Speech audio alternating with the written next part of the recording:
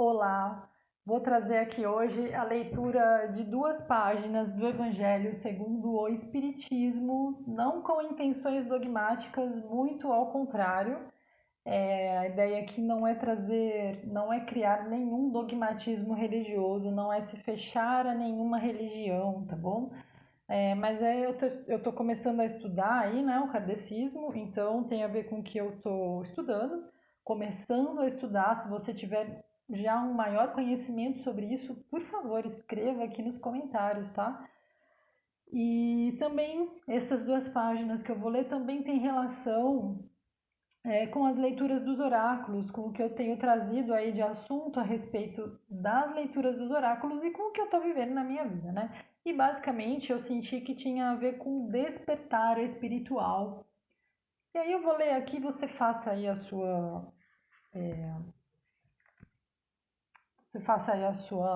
leitura sobre isso. Então vamos lá. O Evangelho segundo o Espiritismo, de Allan Kardec, o mal e o remédio. Está na página aqui 68 desse livro que eu tenho aqui. Vou ler entre as páginas 68 e 70, que elas se complementam. São dois subtemas aqui. O mal e o remédio, e depois a felicidade não é deste mundo. Eu senti que são trechos para eu ler aqui, trazer aqui de forma complementar, tá? Eu tinha até gravado já um vídeo antes, eu tinha gravado somente um texto, mas aí eu senti que devia trazer o outro, então vamos lá. O mal e o remédio. E lembrando também que o meu objetivo aqui é que a gente possa contribuir aí também com com o nosso fortalecimento, né, com o seu fortalecimento que está aí assistindo, né, enquanto ser humano e você contribuir com o meu, né, quando você aí também comenta, deixa seu comentário, né, então para nós evoluirmos, né, enquanto evoluirmos juntos aí, juntas espiritualmente e também enquanto seres humanos, né, evoluirmos nos nossos valores, aprendermos aí a exercitar mais integridade, né? Lembrando então que eu não tenho intenção aqui de trazer estes assuntos, nem este livro, nem quando eu leio trechos da Bíblia, dos Salmos, ou os oráculos, não é com a intenção justamente da gente abrir o nosso ponto de vista a respeito de tudo isso, né? Porque o nosso ponto de vista, às vezes, a gente não precisa nascer com ele, a gente não precisa nascer com a cabeça aberta, né? Já aberta, já pronta aí para a era de aquário, para as novas possibilidades. Podemos trabalhar isso, podemos exercitar isso, né? Podemos exercitar esta abertura para o olhar do que é diferente, né? Então, se você não concorda com o que eu vou ler, tudo bem, ok. Pode escrever aí, eu não concordo, né? Mas assim, escreva com respeito, com consideração. Eu sei que a gente está vivendo um momento no qual as nossas iras, as nossas raivas e angústias e sofrimentos, muitas vezes eles vêm à tona e a gente escreve bobeiras na internet, depois a gente se arrepende, ou em grupos, ou para alguém. Então, vamos trabalhar isso, né? E como que a gente trabalha isso? Como é que a gente pode trabalhar a nossa rebeldia, por exemplo, né? Existem diversas formas da gente trabalhar a nossa rebeldia. A rebeldia pode vir de muitos lugares. Pode ser uma rebeldia sistêmica, que já vem do seu sistema familiar de origem, que já está ali nos seus genes. Pode ser também uma rebeldia da sua própria personalidade, das suas próprias características, né? Então, como que a gente vai trabalhar essa rebeldia de uma maneira positiva? Como que a gente pode trabalhar a rebeldia de uma maneira positiva seria o quê? Trazer questionamentos para as pessoas, por exemplo. E é isso aí, vamos lá. O mal e o remédio. Lembrando assim que tão importante quanto a gente seguir líderes é aprendermos a nos liderar. Qualquer tipo de líder, seja líder religioso, acadêmico, coaching, sei lá, qualquer tipo de líder. O mais importante de tudo isso é aprender a nos liderarmos. Como? Emocionalmente e nos pensamentos, né? Inicialmente vem dos pensamentos, porque Inicialmente é o nosso pensamento que vai controlar as nossas emoções. E não é controlar as nossas emoções para reprimir as emoções. Não é isso. Controlar os pensamentos de uma maneira saudável é justamente para não reprimir emoções verdadeiras, né? Emoções são reais, são verdadeiras, se não forem um problema sistêmico. Então, muitas vezes a gente precisa de um suporte, sim, profissional, para a gente se trabalhar aí emocionalmente, para a gente aprender a ter inteligência emocional, né? Para a gente aprender a controlar os pensamentos, para a gente conseguir aí aprender a viver, sobreviver, se reerguer neste mundo que está passando por esse processo de transformação tão intensa, né? Não há dúvidas de que estamos em um momento de transformação bastante intenso, bastante forte, né? Não tem quem não esteja passando por uma transformação muito forte, muito intensa. Então a gente tem que olhar o que, né? Esse texto ele vai falar aí dos momentos de provas e expiações. Então a gente pode aí, depois eu vou deixar uma conta aqui no vídeo para você, que você pode aí, que eu achei esses dias, eu achei muito curioso, para você fazer a sua conta, para identificar se você está agora nessa encarnação aqui em uma encarnação de provas, ou em uma encarnação de expiações, ou até mesmo em uma encarnação de mestria, no qual você aí pode estar conduzindo pessoas. Né? Eu fiz a conta e eu identifiquei que eu estou numa encarnação de provas, e fez muito sentido, né? E é isso, vou começar aqui. Então, é muito assunto, é muita coisa, devagar a gente vai conversando aí. O mal e o remédio.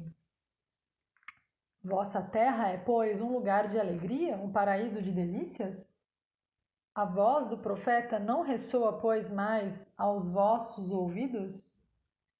Ele não apregou que haveria pranto e ranger de dentes para aqueles que nascessem nesse vale de dores? Vós que viestes aí viver, esperai, pois, lágrimas cruciantes e penas amargas, e mais as vossas dores sejam agudas e profundas? Olhai o céu e bendizei o Senhor por ter querido vos experimentar.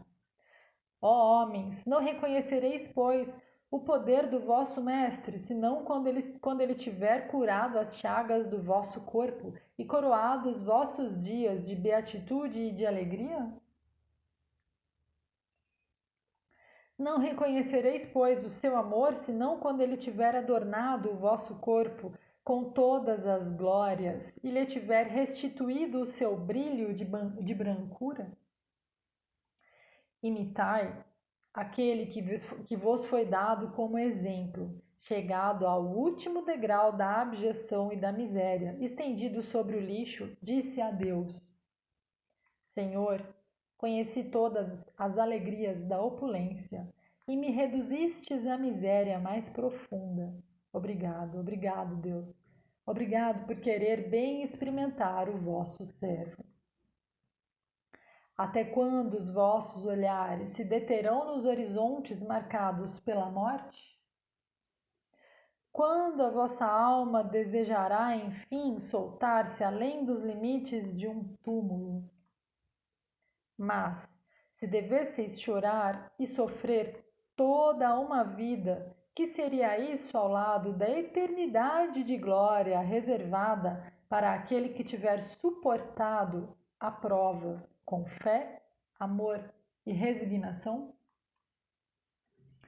Procurai, pois, consolações aos vossos males no futuro que Deus vos prepara, e a causa dos vossos males em vosso passado. E vós que sofreis mais, considerai-vos os bem-aventurados da terra. Então, vou dar o meu comentário aqui a respeito desse trecho aqui, né? Ele está trazendo questionamentos e ele está dizendo aqui que, né, também aqui nesse final aqui ele disse o que, né? A gente colhe o que a gente planta, né? Então, se de repente a gente está passando por este momento de tribulações, né? Sejam eles devido a uma reencarnação de provas ou de expiações, algo nós fizemos em alguma outra vida ou até mesmo nessa vida aqui para estarmos colhendo isso, né? Ou não, ou é um aprendizado que o nosso espírito precisa ter para que ele evolua, porque aquela história, né? A gente está aqui dentro desse pensamento de que estamos aqui para evoluirmos espiritualmente, né? Dentro do pensamento de que a Terra é uma escola para o nosso espírito. Se você for materialista, se você for uma pessoa que tem uma visão a respeito da vida, que ela é só aqui agora, talvez você tenha dificuldades em ter esses entendimentos aqui, né? Então eu sugiro que, se você está escutando esse vídeo até aqui, que você abra a sua percepção e não, ao invés de julgar, né? Eu sei que é um exercício difícil às vezes, mas o que a gente faz quando a gente quer aprender algo novo? A gente para com o julgamento, a gente fala assim, opa, julgamento, eu só estou escutando um ponto de vista diferente daquilo que eu acredito. E tudo bem, você não precisa concordar com o que está aqui. E se você concordar, beleza, ótimo, maravilha, né? É um ponto de vista para ser trabalhado aqui, ou seja, o entendimento de que nós já sabíamos que iríamos passar por isto, por essas provas, por esses momentos de provas ou de expiações, né? E nós já sabíamos que nossa própria alma escolheu isso, né? Junto com os mestres aí antes de reencarnarmos, para que pudéssemos evoluir. Então, para a gente manter a fé, o amor e a resignação nesse ponto de vista, porque do mesmo modo que hoje a gente pode estar colhendo sofrimento do que nós plantamos ontem, amanhã nós estaremos com esse entendimento, aprendendo a colocar a fé, o amor e a resignação, como citado aqui. Amanhã nós estaremos plantando hoje essa fé, amor e resignação que nós colheremos amanhã isso. No estado de desencarnados, quando planáveis no espaço, escolhestes a vossa prova, porque vos acreditastes bastante fortes para a suportar, e por que reclamar agora? Vós que pedistes a fortuna e a glória, era para sustentar a luta da tentação e vencer. Vencer a tentação. Vós que pedistes lutar de corpo e espírito contra o mal moral e físico, é porque sabeis que quanto mais a prova seria dura, maior seria a vitória.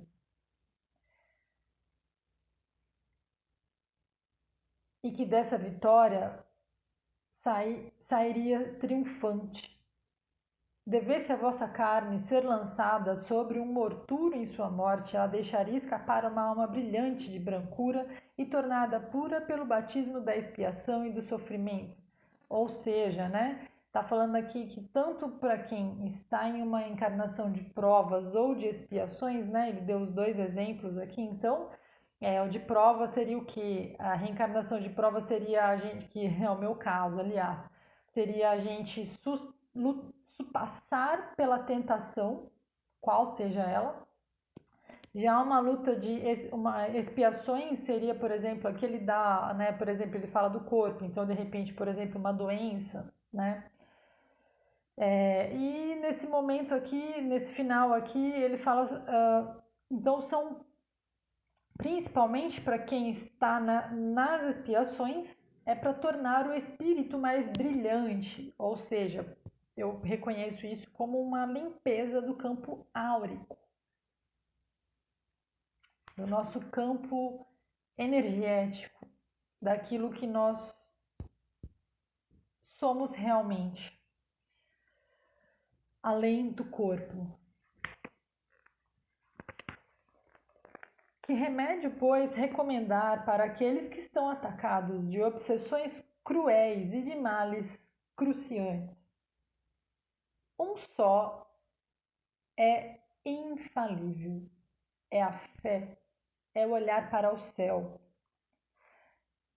Se no acesso dos vossos mais cruéis sofrimentos a vossa voz cantar ao Senhor, o anjo à vossa cabeceira de sua mão vos mostrará o sinal de salvação e o lugar que deveis ocupar algum dia. A fé é o remédio certo do sofrimento. Ela mostra sempre os horizontes do infinito, diante dos quais se apagam aos poucos dias sombrios do presente. Ou seja, está dizendo aqui que a fé, em algum momento, ela vai ter um resultado. E esse sofrimento de hoje não terá sido nada quando este resultado começar a aparecer. Não vos pergunteis mais, pois, qual remédio é preciso empregar para a cura de tal úlcera ou de tal chaga, tal tentação ou tal prova. Recordai que aquele que crê é forte pelo remédio da fé. E aquele que duvida um segundo da eficácia da fé é logo punido, porque ele experimenta no mesmo instante as pungentes angústias da aflição. E aqui eu acho muito interessante essa parte aqui, porque é exatamente isso, né? Quando a gente está em um momento de aflição, é porque a gente não está com fé. O Senhor marcou com o seu selo todos aqueles que creem nele. Cristo vos disse que com a fé se transportam as montanhas, e eu vos digo que aquele que sofre e tiver a fé por sustentáculo será colocado sob a sua égide e não sofrerá mais. Os momentos das fortes dores serão para ele as primeiras notas de alegria da eternidade.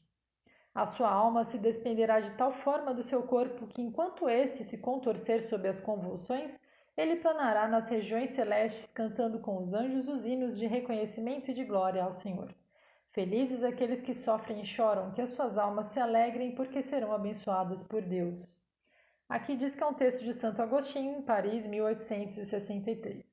E aí, então, a respeito desse trecho aqui que eu finalizei, eu vou deixar também aí, eu vou continuar lendo a outra parte, mas antes eu vou deixar um comentário. Não estou lendo isso aqui para a gente criar crenças limitantes a respeito de sofrimento, ok? Não é para a gente entrar, a gente tem que tomar cuidado quando a gente lê esse tipo de texto, para a gente não criar mais crenças limitantes, ou seja, então para que eu possa me purificar, eu vou criar mais sofrimento. Não, não é isso. Não é isso.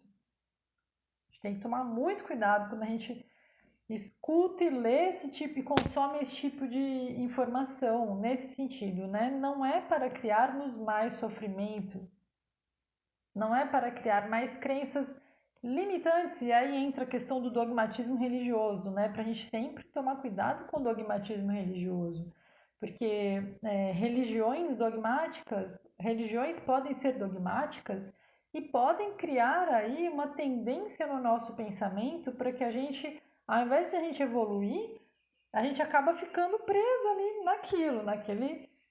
naquela esfera de pensamento. Então, no caso aqui do que ele falou aqui, é,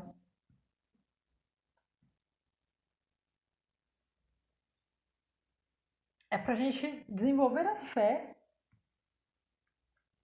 e fortalecer o pensamento na fé. A fé não vai fazer com que nossa angústia passe da noite para o dia. Pode ser que sim, mas não necessariamente. A fé não vai fazer com que um milagre aconteça da noite para o dia. Pode ser que sim, mas não necessariamente. Então, a gente também tem que ter esse entendimento de que a fé ela está relacionada à aceitação e à resignação. E esses conceitos, para aprender eles na prática, né, exige maturidade, né? É maturidade em todos os níveis do nosso ser e também maturidade em relação a essa encarnação sua aqui agora. Não é porque de repente você está passando por um momento de expiações ou provas que a sua alma, o seu espírito não seja aí já tenha passado por muitas dessas transformações e já não seja uma alma sábia. Não.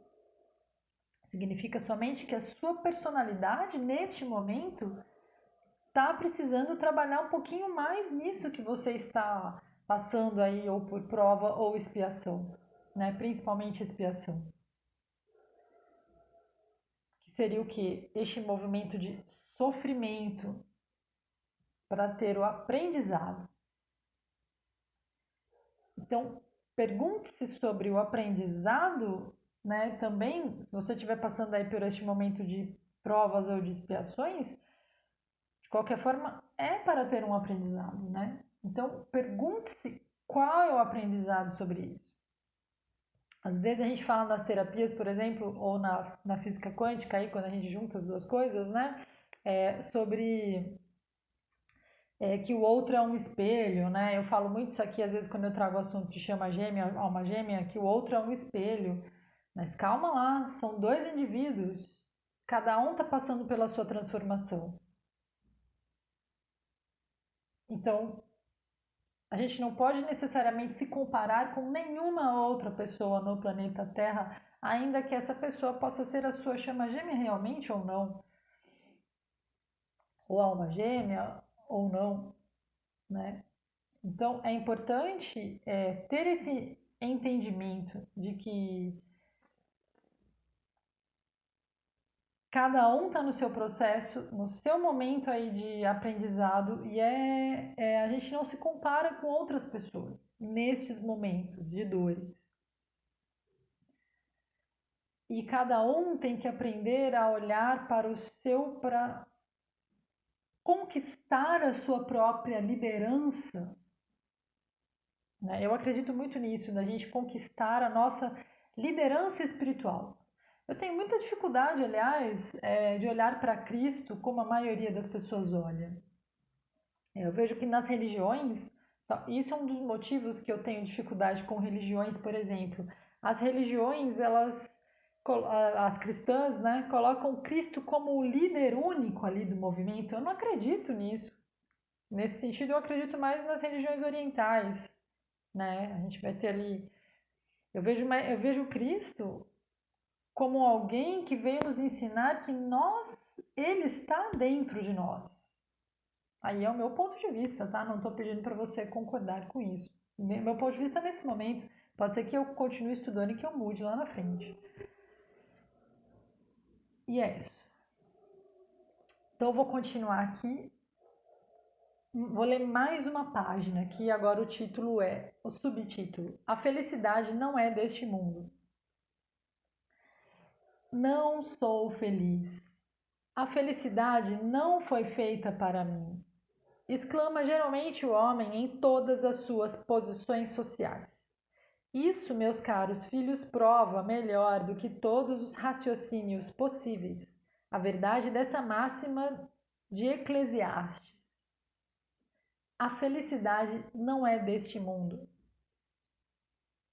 Com efeito, nem a fortuna, nem o poder, nem mesmo a juventude florescente são as condições essenciais da felicidade, e digo mais, nem mesmo a reunião dessas três condições tão desejadas, uma vez que se ouvem sem cessar no meio das classes mais privilegiadas pessoas de todas as idades se lamentarem amargamente da sua condição de ser. Diante de tal resultado, é inconcebível que as classes laboriosas e militantes invejem com tanta cobiça a posição daqueles que a fortuna parece ter favorecido. Neste mundo, qualquer coisa que se faça, cada um tem a sua parte de trabalho e de miséria. Seu quinhão de sofrimentos e de decepções, de onde é fácil chegar à conclusão de que a terra é um lugar de provas e expiações. Assim, pois, aqueles que pregam ser a terra a única morada do homem e que só nela, em uma única existência, lhe é permitido atingir o mais alto grau das felicidades que a sua natureza comporta, iludem-se e enganam aqueles que os escutam, já que está demonstrado por uma experiência arquissecular que este globo não encerra senão excepcionalmente as condições necessárias para a felicidade completa do indivíduo. Em tese geral, pode-se afirmar que a felicidade é uma utopia, na busca da qual as gerações se lançam sucessivamente, sem a poder jamais alcançar. Porque se o homem sábio é uma raridade neste mundo, o homem absolutamente feliz nele se encontra menos ainda. Aquilo em que consiste a felicidade sobre a terra é uma coisa tão efêmera para aquele que não age sabiamente que por um ano, um mês, uma semana de completa satisfação, todo o resto se escoa em uma sequência de amarguras e de decepções. E notai, meus caros filhos, que falo aqui dos felizes da terra, daqueles que são invejados pelas multidões. Ou seja, está falando aqui que os que são invejados também têm as suas dores, os seus sofrimentos, só que as pessoas não sabem, não olham. É o que a gente vive hoje das redes sociais, aliás, tem a ver com o que eu escrevi ontem em uma rede minha, né? Enfim. Consequentemente, se a morada terrestre está destinada às... Só para concluir o que eu estava falando, né? A grama do vizinho sempre parece mais verde. Não tire conclusões sobre vídeos que você assiste de pessoas felizes, sobre fotos que você vê de pessoas felizes, nem mesmo de pessoas tristes. Né? A gente tem que conseguir reaprender, porque eu sinto que as redes sociais fizeram isso com a gente, né? Elas começaram a mostrar ali o outro, a gente começou a olhar como a grama do vizinho pode ser mais verde. E de repente não é assim. Geralmente não é assim. Consequentemente, se a morada terrestre está destinada às provas e à expiação, é preciso admitir que existem alhures moradas mais favoráveis, onde o espírito do homem, ainda aprisionado numa carne material, possui em sua plenitude os prazeres ligados à vida humana. Por isso, Deus semeou no vosso turbilhão esses belos planetas superiores, para os quais os vossos esforços e as vossas tendências vos farão gravitar um dia, quando estiverdes suficientemente purificados e aperfeiçoados. Ou seja, ele está dizendo que existem outros planetas, outros lugares na galáxia, nas galáxias, no universo, onde estaremos quando tivermos passados pelas provas e expiações. E mundos de carne, mundos onde podemos reencarnar em carne e osso. Todavia, não deduzais de minhas palavras que a terra esteja dedicada para sempre a uma destinação penitenciária. Não, certamente. Porque dos progressos realizados podeis deduzir facilmente os progressos futuros, e dos melhoramentos sociais conquistados novos e mais fecundos melhoramentos. Tal é a tarefa imensa que deve realizar a nova doutrina que os Espíritos vos revelam. Assim, pois, meus caros filhos, que uma santa emolução vos anime e que cada um dentre vós despoje energeticamente o homem velho. Deveis tudo à divulgação desse Espiritismo, que já começou a vossa própria regeneração. É um dever vosso fazer irmãos participarem dos raios da luz sagrada. A obra, pois, meus bem-amados filhos, que nesta reunião solene todos os vossos corações... Aqui é um texto de François Nicolas Madeleine.